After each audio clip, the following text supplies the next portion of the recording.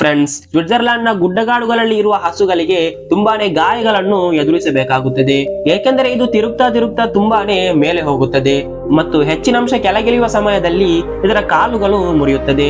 ಆದರೆ ಅದನ್ನು ಕರ್ಕೊಂಡು ಬರಲು ಗಾಡಿ ತಗೊಂಡು ಹೋಗಲು ತುಂಬಾನೇ ಕಷ್ಟವಾಗುತ್ತದೆ. ಆದ್ದರಿಂದ ಹೆಲಿಕಾಪ್ಟರ್ ನ ಸಹಾಯದಿಂದ ಕೆಳಗಿಳಿಸಲಾಗುತ್ತದೆ.